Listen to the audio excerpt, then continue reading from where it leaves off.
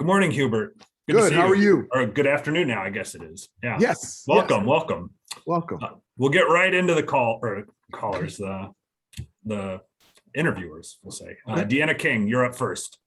Hey, Coach Davis, 15 games into the season, all your shooting percentages are way up from the final numbers of last year. What do you credit that to? Better shot selection, adding a guy like Coach Lebo on staff? What do you credit that to?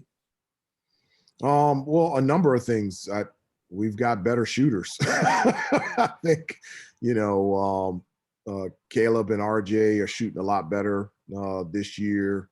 I think the addition of having bigs that can shoot the ball from the outside, having Brady Manick and Dawson Garcia, having their ability to finish around the basket, but they can also play on the perimeter, and they can also shoot the ball from the outside as well. And so that gives us, tremendous spacing and balance. And when we're moving the ball like we did this past Saturday against Virginia, where we had 19 assists, then guys are getting open shots. And so I think better shot selection. I think our guys are just better shooters this year, and for the most part, we've been able to really shoot the ball from the outside.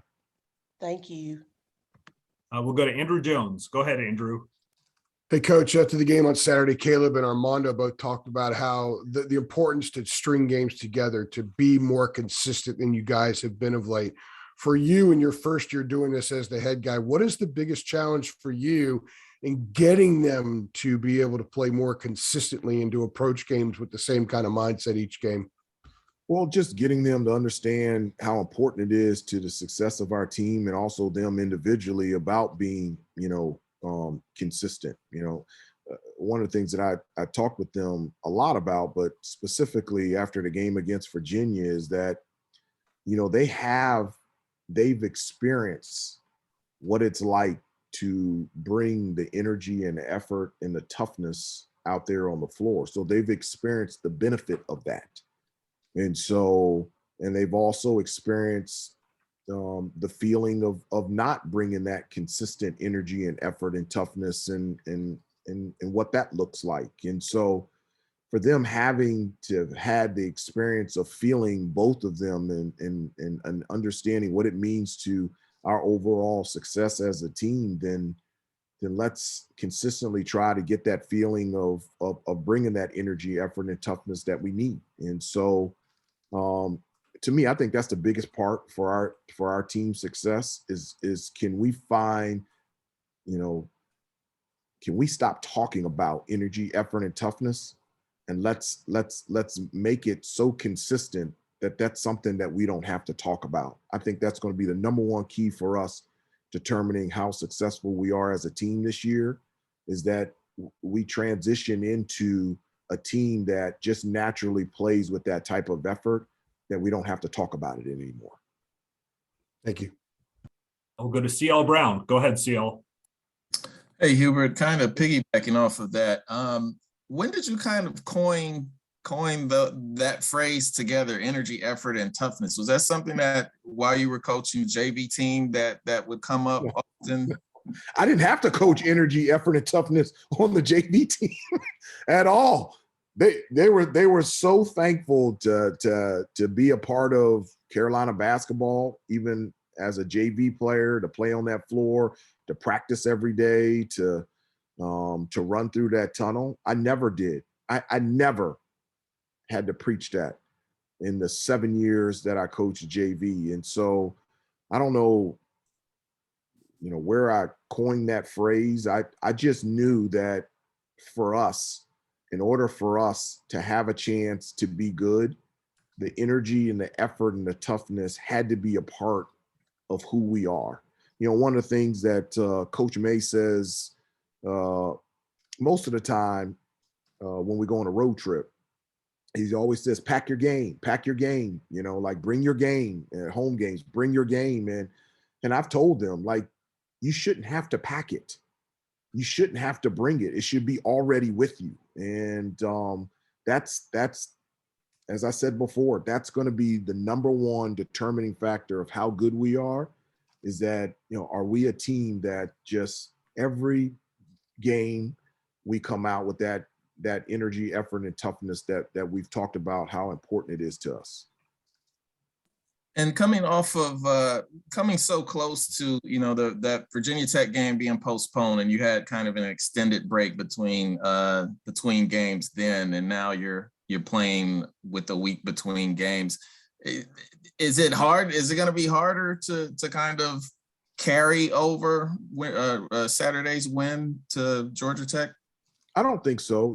Today's the first day of classes for our guys for the spring semester, and so that's an adjustment to going back into the classroom. And today and tomorrow will be more individual workouts, and and I love doing that. I've always said for our team to get better, each individual player has to get better, and I love skill development, and that's something that myself and our staff is very passionate about. We'll give them Wednesday off, and then Thursday and Friday we'll go to more traditional practices in our preparation for Georgia Tech. And so,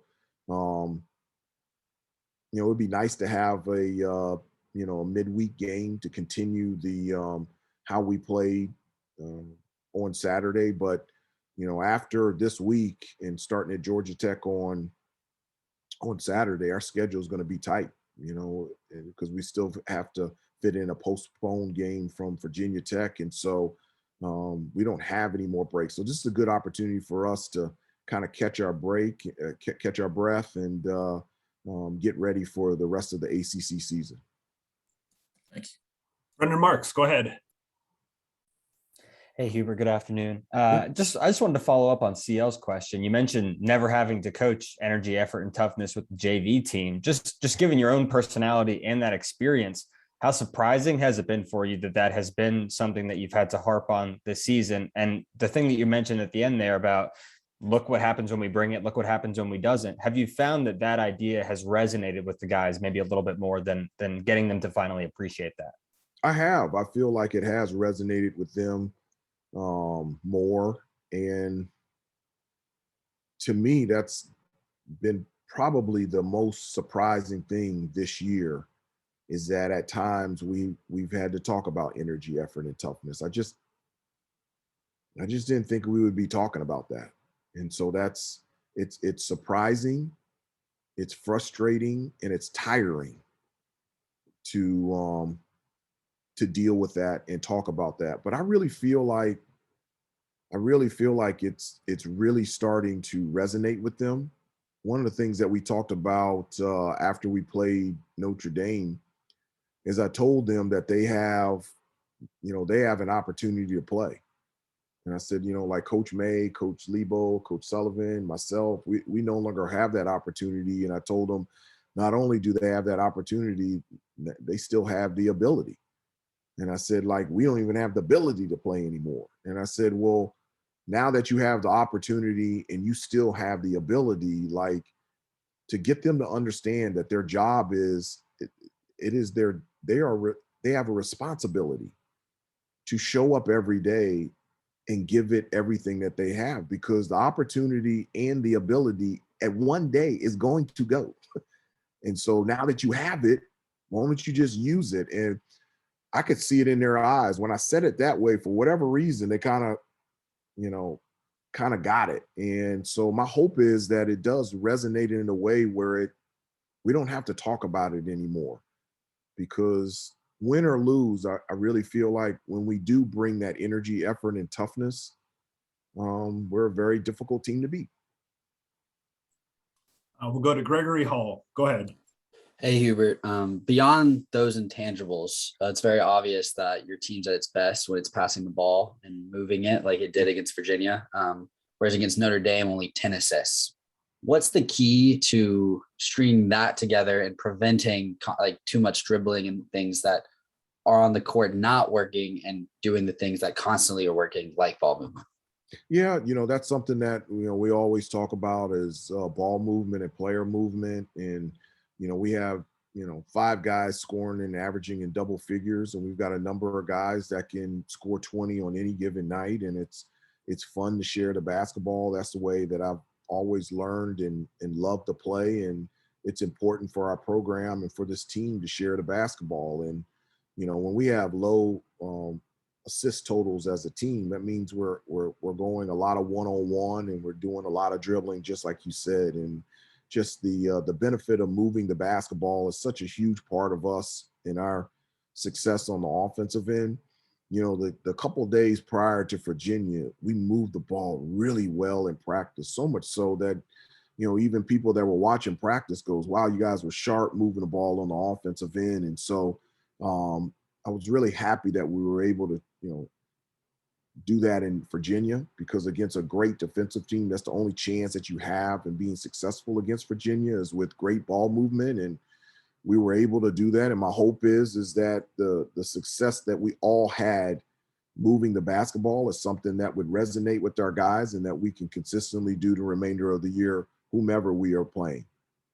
And when it's not happening, is it as simple as calling timeout and reminding them, or does it take a leader on the floor to kind of be like, look, we need to start doing this differently? Or what does it take when it's not happening to fix it in game? Reminding them, a number of things. I can remind them. I can be more involved in terms of what plays that I want that will manufacture ball movement, and also the leadership on the team. When we struggle with the ball movement lately, guys have been, in an encouraging way, but in a direct and definitive way, have been talking about the importance of doing that, whether it be Armando or RJ Davis or Caleb Love. The dialogue and timeouts and out there on the floor in terms of the importance of sharing the basketball, I think has been really encouraging and really good over the last couple of weeks. Hubert, thank you for the time today. We appreciate it. We'll see you next week. Okay, see you next week. Have a great day. Okay.